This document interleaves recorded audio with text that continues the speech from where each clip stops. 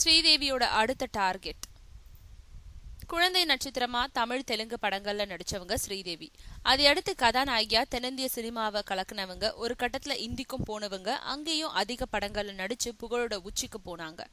அப்படி போனவங்க பாலிவுட் பட தயாரிப்பாளர் போனி கபூரையே திருமணம் செஞ்சுக்கிட்டு மும்பை வாசியா மாறிட்டாங்க.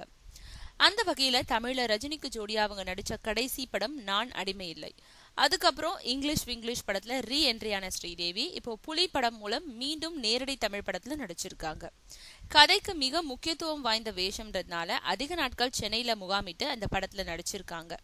மேலும் இனிமே சினிமாவில தொடர்ந்து நடிக்கணும்ன்றதுல ஆர்வம் காட்டிட்டு வரும் ஸ்ரீதேவி புலி படத்தோட ஆடியோ விழா சென்னையை அடுத்த மகாபலிபுரத்துல நடந்த போது அதுல கலந்துக்கிட்டவங்க செப்டம்பர் 6ஆம் தேதி ஹைதராபாத்ல நடக்க இருக்கும் புலி தெலுங்கு பதிப்போட ஆடியோ விழாவில் கலந்துக்கிறாங்க.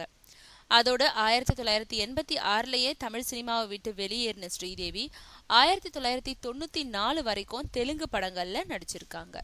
இன்னும் சொல்ல போனா தமிழ்நாட்டை விட ஆந்திராவில அவங்களுக்கு அதிக ரசிகர்கள் இருக்காங்களாம்.